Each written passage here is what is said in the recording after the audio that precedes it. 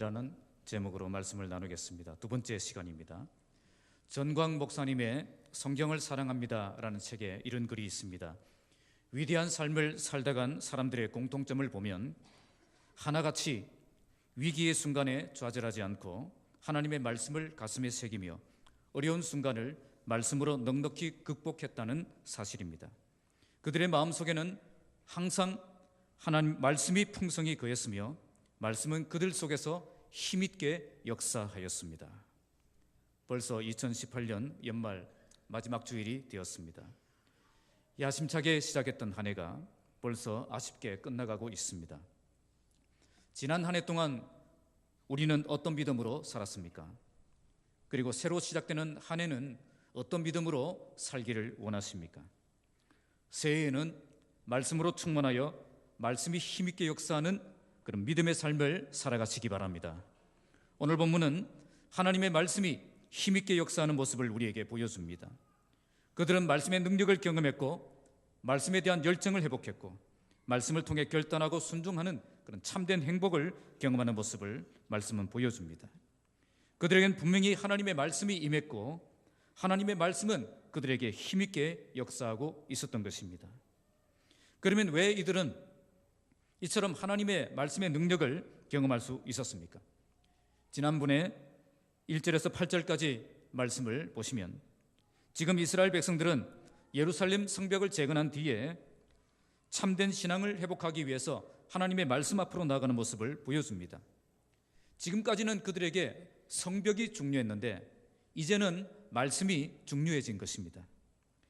그들이 이렇게 말씀으로 돌아갔던 이유는 그들이 지었던 성전, 그들이 지었던 성벽은 말씀이 없으면 반드시 무너질 수밖에 없음을 알았기 때문입니다. 참된 신앙의 회복이 없이 멋진 성벽만 지어놓는다고 해서 안전한 하나님의 나라가 되는 것이 아님을 알았기 때문입니다. 그래서 참된 신앙의 회복을 위해서 이제는 그들이 하나님의 말씀 앞에 나아간 것입니다. 이때 하나님께서는 그들의 마음에 하나님의 말씀을 향한 갈망을 주시고 말씀을 듣는 바른 자세를 주시고 말씀을 깨닫고 이해할 수 있도록 역사해 주셨습니다. 이처럼 참된 회복이 시작되면 우리 안에 하나님의 말씀을 향한 갈망이 일어나며 말씀을 듣는 태도가 달라지며 말씀이 이해가 되고 깨닫게 되고 말씀을 아는 그런 하나님의 자녀가 되는 것입니다. 이런 말씀의 역사가 시작되면 그때 하나님의 말씀이 말씀답게 선포되어지고 하나님의 말씀이 말씀답게 들려지고 하나님의 말씀이 말씀답게 역사하는 그런 삶이 시작되는 것입니다. 오늘 본문은 이처럼 말씀이 강력하게 역사할 때에 하나님의 백성들에게 어떤 변화가 일어나는가를 우리에게 보여줍니다. 저는 본문을 세 가지로 정리해서 말씀을 나누고자 합니다. 첫째는 그들에게 말씀의 능력이 나타나서 그들의 심령이 깨어지는 역사가 일어납니다. 둘째로 그들은 말씀을 더욱 갈망하고 말씀을 더욱 밝히 알고자 하나님의 말씀 앞으로 나아가게 되어집니다. 마지막으로 말씀을 통해 결단하고 순종하여서 말씀이 주시는 참된 행복을 누리고 살아가게 되는 것입니다. 말씀을 충분히 깨닫게 되었을 때 그들은 그 말씀 때문에 눈물이 회복되고 말씀 때문에 기쁨이 회복되고 말씀을 더 알고 싶은 갈망이 일어나고 말씀을 따라 순종하는 삶이 회복되는 것입니다. 이런 삶을 통해서 그들은 삶은 기쁨과 감격이 충만한 그런 복된 삶을 향해서 나아갈 수 있었던 것입니다. 오늘 우리의 삶이 이런 삶으로 회복되길 바랍니다. 하나님의 말씀이 선포될 때 눈물이 회복되고 기쁨이 회복되고 열정이 회복되고 결단이 회복되고 삶이 변화되는 그런 회복의 역사가 충만하게 일어나길 바랍니다. 그래서 새로 시작되지는 2019년도 한 해에는 말씀을 통한 영적 부흥이 일어나는 우리 북부교회가 되기를 주님의 이름으로 축복합니다. 첫 번째 9절에서 12절 말씀은 말씀을 통한 능력이 나타났습니다. 9절을 함께 읽겠습니다. 시작. 백성이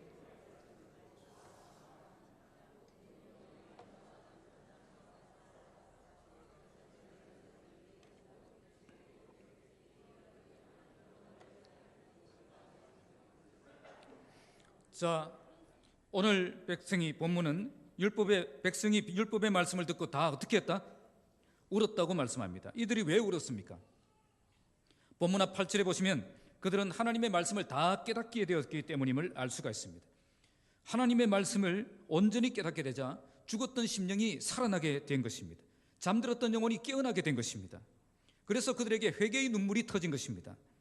하나님의 말씀을 듣고 보니까 지금까지 괜찮았던 것이 하나도 괜찮지 않게 된 거예요.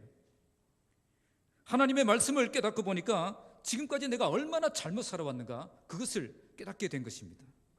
그래서 하나님의 말씀 때문에 엎드려 회개하고 눈물 흘리지 않을 수가 없었던 것입니다. 이처럼 하나님의 말씀이 강력하게 임하면 그 어떤 사람도 그 말씀 앞에 버티고 서 있을 수가 없습니다. 하나님의 말씀은 말씀을 듣는 그 사람의 그 심령을 움직이는 힘이 있기 때문입니다.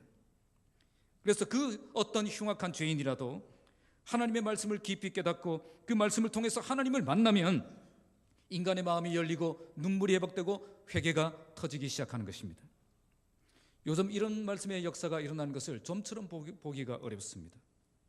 말씀을 들었는데 전혀 충격을 받지 않습니다. 말씀을 들었는데 전혀 도전을 받지 않습니다. 말씀을 들었는데 전혀 내가 깨어지지 않는 것입니다. 말씀에 문제가 있습니까? 말씀에는 문제가 없습니다. 그럼 뭐가 문제가 있습니까? 말씀을 듣는 나에게 문제가 있는 것입니다. 오늘 이스라엘 백성들에게 왜 이런 말씀의 역사가 일어났습니까? 그들에겐 말씀을 향한 갈망이 있었습니다. 말씀을 듣는 태도가 달라졌습니다. 말씀이 이해가 되고 감격이 되고 그 말씀이 은혜가 될 때까지 그 말씀 앞에 서 있었던 것입니다. 그때 하나님의 그 말씀의 은혜가 그들에게 온전히 임했고 그때 말씀의 능력이 그들에게 나타났던 것입니다. 오늘 본문에 또 강조하고 있는 부분이 있습니다. 그것은 모든 백성들이 다 울었다는 것입니다. 모든 백성에게 하나님의 말씀의 역사가 일어났던 것입니다. 온 교회가 울음바다가 되었다는 겁니다. 하나님의 말씀을 배우고 말씀을 깨닫고 말씀을 아는 사람이 되었을 때에 그들에게 말씀을 통한 회개 운동이 일어났던 것입니다. 오늘 우리 교회도 이런 역사가 일어나길 바랍니다. 하나님의 말씀이 선포될 때에 그 말씀 때문에 모든 성도들이 심령이 살아나서 회개하고 결단하고 변화되는 역사가 일어나길 바랍니다. 그러기 위해서 말씀이 말씀답게 선포되고 말씀이 말씀답게 들려지고 말씀이 말씀으로 이해되는 그런 역사가 일어나야 되는 것입니다. 그때 총독 느헤미야와 에스라 그리고 레위 사람들이 일어나서 모든 백성들에게 다시 선포합니다. 이들은 백성의 지도자들입니다. 이들이 일어나서 백성들을 향해 오늘은 너희 하나님 여호와의 성일이니 슬퍼하며 울지 말라고 선포합니다. 말씀을 듣고 가슴을 찢고 회개하는 그 백성들을 위로하면서 그들을 진정시키는 모습을 볼 수가 있습니다. 여기서 그들이 강조하는 것은 오늘은 너희 하나님 여호와의 성일이라는 사실입니다.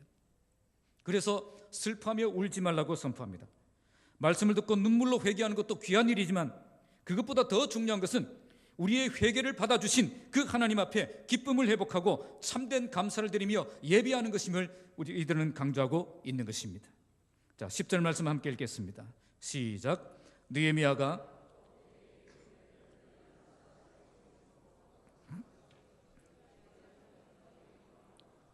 이날은 우리 주의 성일이니 근심하지 말라. 여호와로 인하여 기뻐하는 것이 너희의 힘이니라. 느헤미야는 다시 그들에게 선포합니다. 너희는 가서 살찐 것을 먹고 단 것을 마시되 준비하지 못한 자들에겐 나누어 주라 말씀합니다. 살찐 것, 단 것 모두 고급스러운 식사를 말하는 것입니다. 그냥 시시하게 먹지 말고 풍성하게 차려서 만찬을 즐길 수 있도록 하라는 것입니다. 우리 주일에 나눠드리는 식사도 이렇게 변화되기를 한번 소망해 봅니다. 그리고 준비하지 못한 자들에겐 나누어 주라고 말씀합니다. 나 혼자 기뻐하는 날이 아니라 함께 기뻐하는 날이 되어야 한다는 겁니다.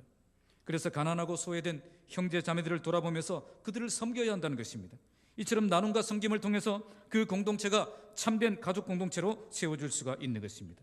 그러면서 이날은 주의 성일이니 근심하지 말라고 선포합니다. 지금 지도자들이 계속 기쁨을 강조하는 이유가 무엇입니까? 우리가 하나님의 말씀을 듣고 회개하는 참된 목적이 여기에 있기 때문입니다. 근심하며 끝나는 것이 목적이 아니라 참된 기쁨을 회복하는 것이 목적이라는 겁니다.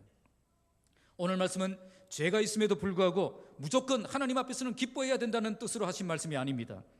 지금 이 말씀은 말씀을 듣고 눈물로 회개한 그 백성들에게 선포한 말씀입니다. 그래서 진정한 회개의 목적은 하나님과의 관계가 회복되어서 하나님을 기뻐하는 사람으로 세워지는 것에 있음을 보여주고 있는 것입니다.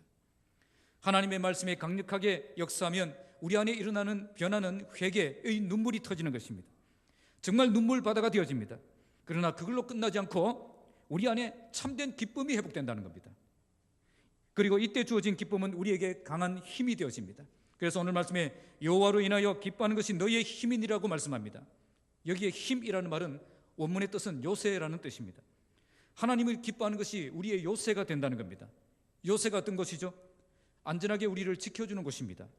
그래서 참된 회개를 통해서 하나님과의 관계가 회복된 그 사람에겐, 하나님이 주신 기쁨이 충만한 그 사람은 하나님이 요새가 되어서 우리를 안전하게 지켜주시는 그 사람이 된다는 것입니다. 우리가 언제 하나님이 주시는 힘을 얻을 수가 있습니까?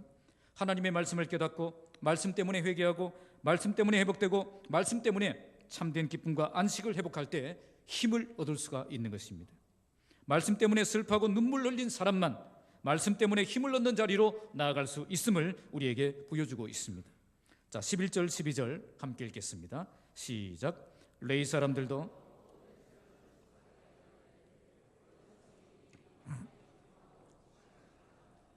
모든 백성이 곧 가서 먹고 마시며 나누어 주고 크게 즐거워하니 이는 그들이 그 읽어 들려준 말을 밝히 압니다. 백성들이 기쁨을 회복하고 갑자기 축제가 시작되었습니다. 그 이유가 어디에 있습니까? 오늘 말씀은 그 읽어준 말씀을 밝히 알았기 때문이라고 말씀합니다. 참된 회개를 통해 참된 관계를 회복한 그 사람, 하늘의 평강을 허락해 주신 것입니다. 말씀을 통해 진정한 위로를 경험했던 것입니다. 몇 년 전에 제가 부곡중앙교회 중고등부 여름수련회 강사로 3박 4일을 섬겼던 적이 있습니다. 그때 아이들이 시골 교회에서 수련회를 하고 있었는데 문제는 그 시골 교회가 재정이 없어서 에어컨이 없는 것입니다. 본당에 에어컨이 없습니다. 설상가상으로 동네가 시끄럽다고 항의가 들어와서 저녁 집회 때는 창문을 다 닫았습니다. 어떤 상황인지 여러분 짐작이 되십니까? 한여름에 에어컨 없이 창문도 다 닫고 선풍기 바람으로 집회를 했습니다. 아이들의 상태는 녹초 그 자체였습니다. 그런데 그때 제가 설교만 2시간을 했습니다. 2시간 설교 들어보셨습니까? 설교 끝나고 1시간 반을 기도회를 인도했습니다. 아이들은 그 무더운 환경 속에서 땀과 눈물을 쏟으며 정말 말씀을 듣고 말씀 붙잡고 뜨겁게 기도했습니다. 이렇게 충분히 기도한 뒤에 모두 일어나서 찬양을 시작했습니다. 주로 기뻐하며 뛰는 찬양입니다. 이걸 셀러브레이션이라고 합니다. 무더위에 지쳐서 금방이라도 지쳐 쓰러지고 자고 싶을 텐데 아이들이 전부 무대 앞으로 달려와서 그렇게 기뻐하면서 뛰면서 찬양을 하는 것입니다. 춤을 추면서. 선생님들의 평가를 들어보니까 아이들의 표정이 그렇게 행복해 보일 수가 없다는 것입니다. 4시간을 제가 서서 말씀을 전하고 기도회를 인도하고 또 30분을 그들과 함께 또 뛰면서 같이 찬양하고 그러다 보니까 제가 힘들어서 또 11시가 넘어가니까 7시에 시작된 집회가 11시가 넘어가니까 이제 그 선생님들이 뒤에서 이제 그만하라고 자꾸 사인을 보냅니다. 그래서 제가 물었습니다. 아이들에게 이제 그만할까? 그랬더니 애들이 앙대요 그런 게 그러면서 또 춤을 추면서 또 기뻐하면서 그렇게 찬양을 하는 것입니다. 왜 이렇게 변했습니까? 시작할 때는 애들이 안 그랬습니다. 전부 스마트폰 보면서 이렇게 애들이 안 그랬다니까요. 그런데 말씀을 깨닫고 회개가 터지고 이렇게 말씀을 충분히 배우고 말씀을 앞에서 충분히 기도하는 시간을 가졌기 때문에 이런 변화가 일어난 것입니다. 이렇게 충분히 하나님을 만나고 나면 인간은 행복해지게 되어 있습니다. 기쁨이 넘쳐나게 되어 있습니다. 오늘 본문의 이스라엘 백성들도 크게 즐거워했다고 말씀합니다. 그 이유는 그 읽어들린 그 말씀을 밝히 알게 되었기 때문입니다. 우리도 마찬가지예요. 얕은 물가에서 이렇게 깔짝거리다가 가는 그런 사람들에겐 이런 참된 그런 부흥이 일어날 수가 없다는 겁니다. 깊은 물로 들어가야 부흥이 있는 것입니다. 깊이 하나님을 만나야 깊은 변화가 있는 것입니다. 간절한 마음으로, 기대하는 마음으로, 사모하는 마음으로 말씀을 향해 달려가고 그 말씀 앞에서 자신을 돌아보며 통곡의 눈물을 흘려본 그 사람만 이런 회복과 이런 기쁨을 회복할 수가 있다는 겁니다. 우리의 예배가 이런 예배가 되길 바랍니다. 주일마다 이런 예배를 경험하면 참된 부흥과 참된 변화가 일어나지 않을 수가 없는 것입니다. 그래서 예배는 참석하는 것이 중요한 것이 아니라 어떻게 드리느냐가 중요한 것입니다. 예배를 드릴 줄 아는 사람이 되어야 한다는 겁니다. 예배 시간에 말씀 앞에 나아갈 줄도 알아야 되고 찬양을 드릴 때 그 마음을 담아서 찬양을 부를 줄도 알아야 되고 기도를 통해서 내 삶을 돌아보고 하나님께 전심으로 간구할 줄도 알아야 되는 것입니다. 언제까지 우리가 이렇게 전심으로 예배해야 되겠습니까? 바로 우리의 심령이 하나님의 은혜 때문에 눈물과 감격으로 채워질 그때까지 하나님 앞에 엎드려야 되는 것입니다. 그 깨달은 말씀 때문에, 용서받은 확신 때문에, 하나님을 만난 감격 때문에 우리의 마음이 하나님의 은혜로 충만해지고 눈물과 감격이 넘쳐날 때까지 우리가 예배해야 된다는 겁니다. 고신교단의 예배는 너무 메말라 있습니다. 지식적으로 그 말씀을 배우는 시간에 치중되어 있습니다. 그러나 예배는 감정적인 반응까지 나가야 됩니다. 우리의 심령이 하나님의 은혜 때문에 그 감격이 벅차오르고 눈물이 쏟아지고 기쁨이 넘쳐나는 그런 예배가 되도록 그때까지 은혜를 갈망하며 하나님 앞에 전심으로 예배하는 그런 예배가 되어야 한다는 겁니다. 얕은 물가에서 찰싹거리는 파도만 보고 그냥 돌아가는 시간이 되면 안 된다는 겁니다. 예배 끝나기만을 기다렸다가 축도가 끝나면 급하게 도망가 버리는 그런 사람들에겐 이런 감격이 있을 수가 없습니다. 은혜를 갈망하며 하나님이 은혜를 주실 때까지 기다리며 성전을 떠나지 않고 하나님의 은혜를 붙잡는 그 사람이 이런 축복을 경험하게 되는 것입니다. 우리 교회가 말씀을 충분히 깨닫는 예배가 될 뿐 아니라 깨달은 말씀 때문에 눈물과 감격이 넘쳐나고 우리의 심령에 하나님이 주신 기쁨이 가득한 예배로 회복되길 주님의 이름으로 축복합니다. 자, 두 번째는 13절에서 15절 말씀에 대한 열정이 일어납니다. 자, 13절 함께 읽겠습니다. 시작.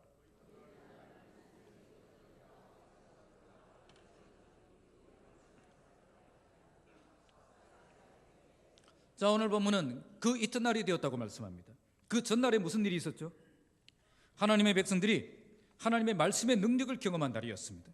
하나님의 말씀을 향한 갈망을 회복했고 말씀 듣는 깨닫는 축복을 경험했고 그 말씀 때문에 눈물이 회복되고 그리고 기쁨이 회복되었습니다. 이제 그 화려했던 그 부흥의 날이 끝나고 이제 그 다음 날이 되었습니다. 이때 그들은 어떻게 했죠? 그들 중에 족장들, 제사장들, 레위 사람들이 율법의 말씀을 밝히 알기 위해서 학사 에스라에게 모였습니다. 말씀을 밝히 알고자 했다는 말은 이제 말씀을 확실하게 알고 싶어서 이렇게 학사 에스라를 찾아왔다는 겁니다. 어제 그들은 말씀의 능력을 경험했습니다. 오늘은 말씀을 더 알기 위해서 말씀을 향해 나아갔던 것입니다. 그들에게 말씀을 향한 열정이 더 강력하게 일어났던 것입니다. 이처럼 말씀의 능력을 경험한 그 사람이 말씀의 가치를 알게 되고 말씀의 가치를 아는 그 사람이 말씀을 더 알기 위해서 말씀 앞으로 달려가는 것입니다. 여기에 누가 모였습니까? 족장들, 제사장들, 레위 사람들입니다. 족장들은 백성의 지도자들입니다. 그들의 마음에 말씀에 대한 확실한 지식을 얻기 원하는 마음이 일어났던 것이죠. 왜 이런 마음이 일어났을까요? 하나님의 말씀을 분명히 할 때 그들이 받은 직분을 잘 감당할 수 있겠다는 그 마음이 일어났기 때문입니다. 교회에서 중요한 직분을 맡은 사람들은 말씀을 더 정확하게 알려고 노력해야 된다는 겁니다. 말씀을 수동적으로 듣는 것에서 그치지 않고 거기서 만족하지 않고 더욱 적극적으로 말씀을 배우는 자리로 나아가야 됩니다. 그래서 말씀을 밝히 하는 사람, 그 사람에 대해서 하나님의 뜻을 잘 알고 하나님의 일을 잘 감당하는 그런 일꾼이 되어야 되는 것입니다. 또한 제사장들과 레위 사람들이 나옵니다. 이 사람들은 말씀을 모르는 사람들이 아닙니다. 이들은 평소에 말씀을 연구했던 사람이고 백성들에게 말씀을 가르쳤던 사람들입니다. 그래서 누구보다도 율법의 전문가라고 할 수 있는 사람들이죠. 그럼에도 불구하고 그들도 말씀을 밝히 알기 위해서 에스라에게 나왔다는 것입니다. 왜 그랬을까요? 이들은 하나님의 말씀 앞에 겸손함이 있었던 것입니다. 누구보다 말씀을 잘 아는 사람들이었지만 자만하지 않고 나보다 더 전문가인 그런 학사 에스라에게 나와서 말씀을 배우려고 했다는 겁니다. 수십 년 동안 신앙생활하면서 성경 공부 많이 해서 말씀 좀 안다고 하는 그것 때문에 자만해서는 안 된다는 것. 더 겸손하게 더 말씀을 알기 위해서 나아가야 한다는 것을 우리에게 보여주는 것입니다. 우리에겐 이런 말씀의 열정이 회복되어야 됩니다. 그리고 말씀 앞에 겸손함을 회복해야 됩니다. 지금 내가 말씀을 많이 알고 있어도 그것으로 충분하지 않습니다. 우리는 말씀을 더 많이 배워야 되고 말씀의 훈련을 더 많이 받아야 됩니다. 그래서 정말 말씀을 밝히 하는 수준까지 우리가 성장해야 되는 것입니다. 자, 14절 15절 함께 읽겠습니다. 시작. 율법에 기록된 바를 본즉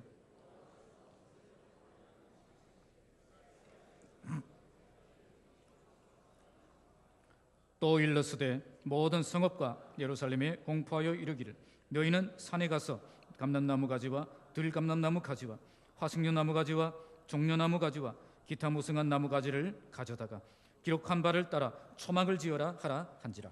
자, 이렇게 말씀을 깊이 연구하고 보니까 그들은 율법책을 통해서 초막절 절기에 대해서 명확하게 알게 되었습니다. 초막절은 이스라엘 백성들이 출애굽할 때 광야에서 장막을 짓고 살았던 것을 기념하는 절기입니다.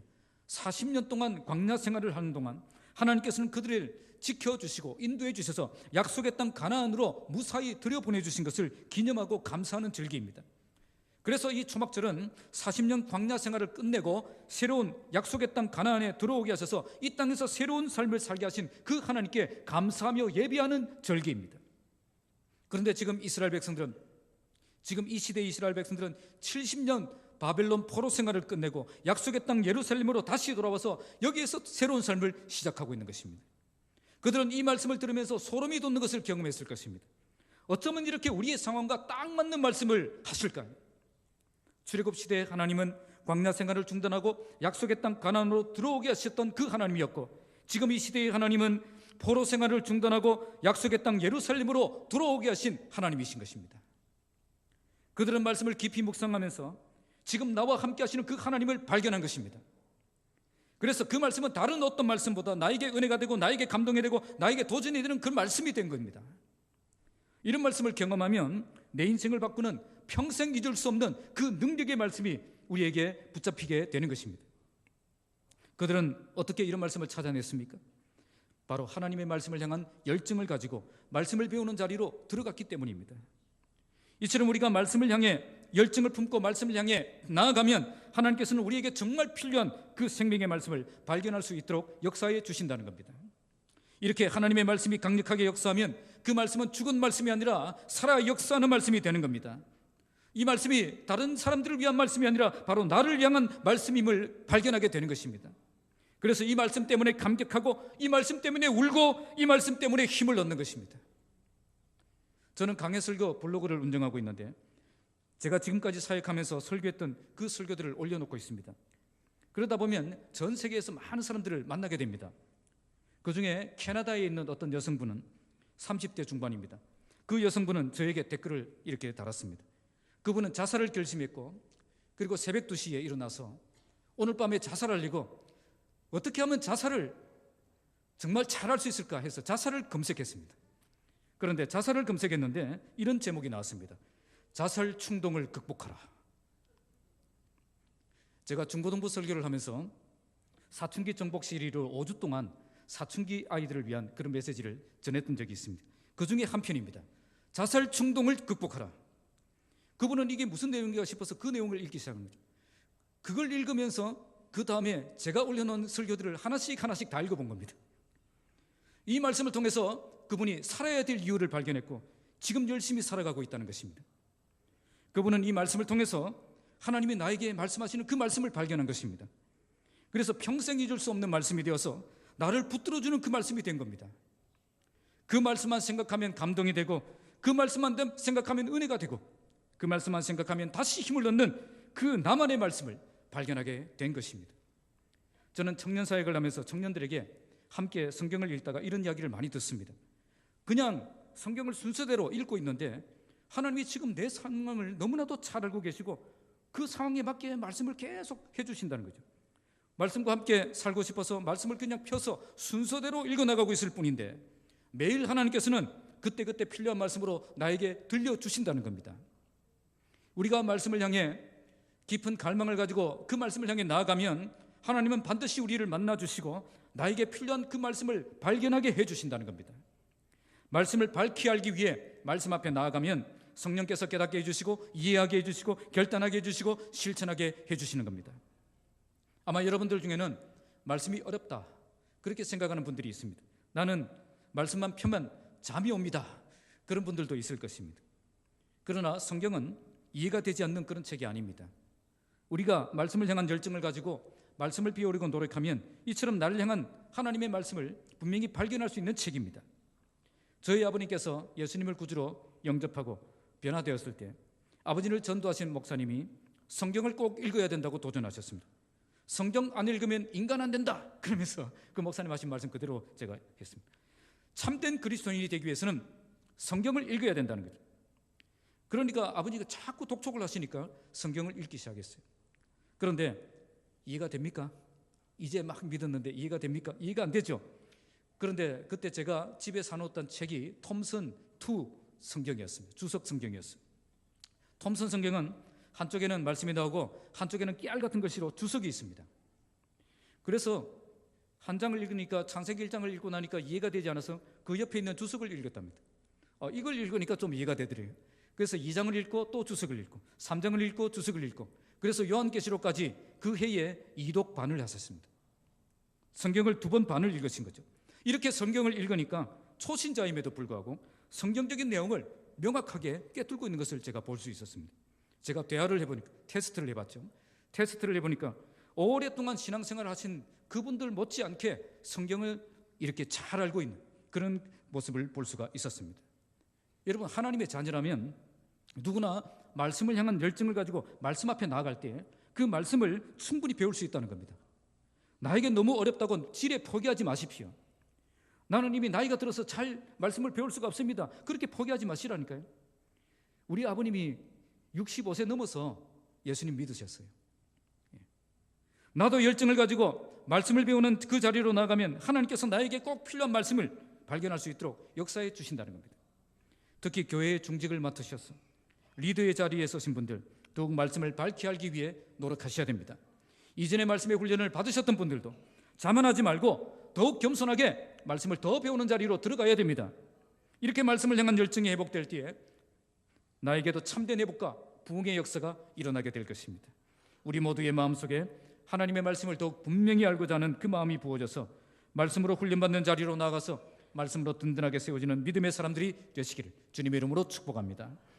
마지막 세 번째는 말씀에 대한 결단이 일어납니다. 16절, 17절 함께 읽겠습니다. 백성이 이에 나가서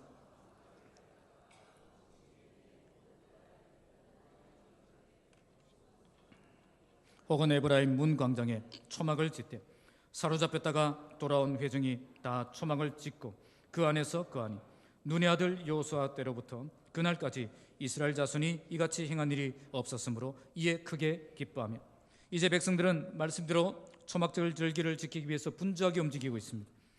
나가서 나뭇가지를 가져다가 어떤 사람은 지붕 위에, 어떤 사람들은 뜰 안에, 어떤 사람들은 하나님의 전뜰에, 또 어떤 사람들은 수문 광장에, 어떤 사람들은 에브라임 문 광장에 이렇게 초막을 지었습니다. 그런데 그들이 어떻게 이 일을 하고 있죠? 17절 끝에 보면 어떻게 하며? 크게 기뻐하며. 그들은 말씀을 기쁨으로 순종하고 있었던 것입니다. 그들은 억지로 순종하지 않았습니다. 정말 그들은 말씀을 따라 살아가는 기쁨이 어떤 기쁨인지를 지금 경험하고 있는 것입니다. 그러면 그들에게 왜 이런 기쁨이 생겼습니까? 본문에 보시면 여호수아 때로부터 그날까지 이스라엘 자손이 이같이 행한 일이 없었기 때문이라고 말씀합니다. 이 말씀은 그때 이후로 한 번도 초막절을 지키지 않았다는 뜻이 아닙니다. 이렇게 모든 백성들이 적극적으로 나서서 말씀에 순종하며 그렇게 나아갔던 적이 없었다는 겁니다. 언제 우리가 하나님이 주신 그 기쁨을 회복하며 살아갈 수가 있습니까? 하나님의 그 말씀에 순종할 때에 하나님이 주신 그 기쁨을 누리며 살아갈 수 있다는 것입니다. 참된 기쁨은 하나님과의 그 바른 관계에서 주어지는 것입니다.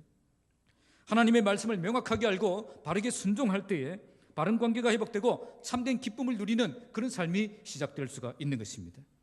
하나님의 백성들은 말씀대로 순종할 때 큰 기쁨을 누리게 되어집니다. 주일을 지키지 않고 딴 곳에 있는 것보다 주일을 지키며 하나님 앞에 예배할 때 기쁨이 있는 거예요. 봉사를 하지 않고 탱자라고 하죠. 놀고 있을 때 기쁨이 있는 것이 아니라 정말 힘들지만 열심히 주님을 위해서 봉사할 때 기쁨이 있는 겁니다. 육체적으로는 피곤하고 마음은 분주할지라도 영혼은 맑아지고 참된 기쁨을 누리며 살아갈 수가 있는 것입니다. 하나님의 백성들은 말씀대로 순종할 때 큰 기쁨을 누리게 됩니다. 말씀에 순종하면 이런 기쁨을 주십니다. 우리 모두 이런 행복을 추구하며 살아가시기 바랍니다. 육체적인 편안함보다 정말 하나님과의 바른 관계 속에서 주어지는 그런 참된 기쁨을 추구하며 살아가시기 바랍니다. 우리는 이런 기쁨을 얻기 위해 말씀 앞으로 나가야 되는 것입니다. 그리고 그 말씀 앞에 철저히 순종해야 되는 것입니다. 제가 대전 한박교회 중고등부에서 사역할 때 대전 충청지방 SFC 동기 수련회 애들을 데리고 참여했습니다. 그때 고3이었던 남학생 한 명, 지금까지 수련회 6년 동안 여름 수련회, 겨울 수련회 한 번도 빠짐없이 참석했는데 한 번도 하나님을 경험한 적이 없습니다. 이번 수련회도 그렇게 지나가다가 드디어 마지막 저녁 집회 날이 되었습니다. 그때 그 학생의 마음에 이런 마음이 갑자기 들었습니다. 지금까지 6년 동안 한 번도 빠짐없이 이렇게 수련회에 열심히 참석했는데 어떻게 한 번도 은혜를 받지 못할 수가 있는가? 그런 자신이 한심하게 느껴졌습니다. 그래서 이제 고3이고 마지막 수련회인데 이렇게 그냥 넘어갈 수 없다라고 생각하고 결단을 했습니다. 어떻게 하면 오늘 밤에 은혜를 받을 것인가? 고민 끝에 그는 이렇게 결단했습니다. 오늘 밤만큼은 무조건 시키는 대로 하자. 나오라 하면 나오고, 일어서라면 일어서고, 손을 들라면 손을 들고, 찬양하라고 하면 찬양하고, 기도하라면 기도하고, 무조건 시키는 대로 하자. 그래서 그날 어떻게 해야 되는지 잘 몰랐기 때문에 무조건 시키는 대로 하자, 그렇게 생각했던 것입니다. 그래서 그 학생은 그날 밤에 인도자가 시키는 대로 나오라고 하면 나오고, 일어서라면 일어서고, 무릎 꿇으라면 무릎 꿇고, 그렇게 기도하라면 기도하고, 찬양하자면 찬양하고, 그렇게 했습니다. 그때 놀라운 일이 터졌습니다. 어떤 일이 일어났을까요? 그 학생의 입에서 방언이 터진 것입니다. 이게 방언이구나 하는 그 생각이 드니까 그 학생은 더 간절하게 기도하고 더 뜨겁게 찬양하게 된 것입니다. 저는 뒤에서 이렇게 그 학생의 모습을 이렇게 보고 있었는데 늘 뒤에 있던 애가 앞으로 가가지고 막 열심히 하는 그 모습을 보고 제가 그런 생각을 했습니다. 쟤가 왜 저러나, 그런 생각을 했어요. 그런 생각이 들 정도로 평소와는 완전히 다른 모습이었습니다. 정말 하나님을 만나고 있다는 사실을 알 수가 있었습니다. 그렇게 방언을 받음으로 그 학생은 하나님이 살아계신다는 분명한 확신을 갖게 되었습니다. 그때부터 그 학생의 삶은 완전히 달라졌습니다. 전에는 토요 기도에 잘 나오지도 않았는데 그때부터는 토요 기도에 매주 나왔습니다. 전에는 또 기도를 해도 입만 뻥긋뻥긋하고 맥없이 그렇게 기도를 했는데 정말 뜨겁고 힘차게 기도하게 되었습니다. 하나님을 깊이 만난 이후로 그 학생의 예배는 이전의 예배가 아니었습니다. 이전의 예배가 아니었습니다. 이젠 예배가 정말 하나님을 더 깊이 만나는 예배가 된 거죠. 뿐만 아니라 중고등부에 방황하는 아이들이 있다면 야자 끝난 뒤에 학교 앞에서 얘가 가가지고 기다리고 있다가 그리고 만나서 신방하고 선배 역할도 톡톡히 하는 것을 볼 수가 있었습니다. You will be never be the same. 나는 이전과 같이 않을 것입니다. 왜 이 학생이 이런 은혜를 받게 되었습니까? 순종했기 때문입니다. 말씀에 순종하니까 하나님의 은혜가 임한 거예요. 하늘문이 열리고 은사가 쏟아진 것입니다. 회복의 역사가 일어난 것입니다. 우리도 말씀을 듣기만 하고 끝내는 사람이 아니라 말씀에 순종할 때 말씀의 능력을 경험하는 은혜의 역사가 시작될 수 있는 것입니다. 이처럼 말씀에 순종하여 하나님의 역사를 생생하게 경험할 때 하나님이 주신 그 기쁨과 감격을 경험하는 삶을 살 수가 있는 것입니다.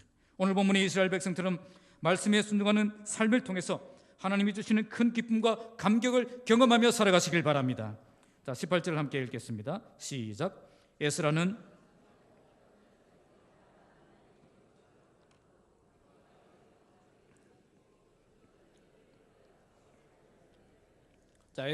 초막절 내내 말씀을 낭독했습니다. 이것은 말씀을 한 번 듣고 끝낸 것이 아님을 알 수가 있습니다. 그들은 초막절이 끝나는 마지막 날까지 총 8일 동안 계속 말씀을 듣는 시간을 가졌던 것입니다. 이걸 통해 그들은 초막절 절기를 통해서 기쁨을 얻고 말씀을 계속 들음으로 말씀을 통한 힘을 얻을 수가 있었던 것입니다. 하나님의 부흥이 시작되면 이처럼 말씀이 흥황하여 세력을 얻는 역사가 일어납니다. 하나님의 말씀이 우리의 중심을 차지하게 되고 말씀 없이 살 수 없는 사람이 되는 것입니다. 그래서 말씀을 충분히 읽었는데 그래서 또 모자라서 또 말씀을 더 읽고 싶고 말씀을 충분히 들었는데 또 듣고 싶어서 그 말씀을 듣고 싶어 말씀 앞에 달려오는 것입니다.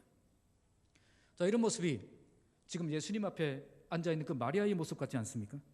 지금 그녀의 집에는 많은 손님들이 와 있고 할 일이 많았습니다. 그래서 그녀의 언니는 너무나도 할 일이 많아서 정신없이 바쁘게 분주하게 움직이고 있었습니다. 그런데 마리아는 어떻게 하고 있습니까? 그 말씀을 하나도 놓치고 싶지 않아서 예수님의 발 앞에 이렇게 무릎을 꿇고 앉아서 그 말씀을 듣고 있었다는 겁니다. 이 모습을 보시고 예수님은 어떻게 말씀하셨습니까? 마리아는 더 좋은 편을 선택했다는 거예요. 이제 다가오는 2019년도에는 여러분들이 더 좋은 것을 선택하는 한 해가 되시기 바랍니다. 말씀 듣는 자리가 가장 좋은 선택입니다. 이 자리를 붙드시기 바랍니다. 이 자리를 놓치지 마시기 바랍니다. 그래서 1년 내내 한 해 동안 하나님의 말씀에서 떠나지 않고 항상 말씀을 주야로 묵상하는 복된 삶을 시작하시기 바랍니다. 그래서 여러분들의 심령 가운데 하나님의 말씀이 풍성히 거하여 하나님의 말씀이 힘있게 역사하는 복된 한 해가 되시기를 주님의 이름으로 축복합니다. 말씀을 맺겠습니다. 오늘 말씀은 말씀을 통한 영적 부흥에 대해서 말씀을 합니다. 예루살렘 성벽 재건한 후에 하나님께서는 백성들의 마음에 말씀을 알고 싶은 그 마음을 부어주셨습니다. 그래서 그들은 말씀을 향한 갈망으로 일어났고 말씀 듣는 태도가 달라졌고 그리고 말씀이 이해가 되고 깨달아지기 시작했습니다. 이렇게 말씀의 역사가 강력하게 일어나자 백성들에게도 뚜렷한 변화가 일어납니다. 먼저 그들에게 말씀의 능력이 나타나서 참된 회개와 역사가 일어납니다. 여기서 그치지 않고 그들은 회개를 통해서 하나님과의 관계가 회복되고 이것 때문에 세상이 줄 수 없는 기쁨을 회복하게 되어집니다. 이렇게 말씀의 능력을 경험한 뒤에 그들은 말씀을 더 알기 위해서 또 밝게 알기 위해서 또 모였습니다. 말씀이 어렵다고 핑계하지 않고 말씀을 더 잘 배우고 훈련을 받아서 말씀을 명확하게 아는 사람이 되려고 했다는 겁니다. 이처럼 말씀에 대한 열정을 가지고 나아가면 하나님이 나에게만 주시는 그 말씀을 발견하고 또 이렇게 그 말씀을 붙들 수 있도록 역사해 주시는 겁니다. 마지막으로 그들은 말씀을 정확하게 순종하기 위해 노력합니다. 그들은 말씀을 듣기만 하고 끝내는 사람이 아니라 말씀대로 순종하여 하나님이 주신 기쁨을 누리며 살았던 것입니다. 말씀을 분명히 알고 말씀을 따라 순종할 때에 우리는 말씀을 깨달을 때 받았던 그 기쁨보다 더 큰 기쁨을 누리며 살아갈 수가 있는 것입니다. 이제 2018년도가 끝나고 2019년도가 시작될 것입니다. 2018년 마지막 주일 함께 모여 예배하는 우리 모두에게 하나님께서 말씀을 향한 깊은 갈망을 부어주시기를 소망합니다. 이제는 말씀이 말씀답게 들려지기 시작하고 말씀이 말씀답게 선포되어지고 말씀이 말씀답게 역사하는 그런 교회로 세워지길 바랍니다. 그래서 새해에는 하나님의 말씀의 능력이 나타나서 완악한 심령이 깨어지고 참된 기쁨을 회복하는 역사가 일어나기를 바랍니다. 모든 성도들이 말씀을 더욱 갈망하며 말씀을 밝히 알고자 말씀을 배우는 자리로 나아가길 바랍니다. 그래서 말씀을 명확하게 알고 정확하게 순종하여 말씀이 주시는 참된 행복을 경험하며 살아가시기 바랍니다.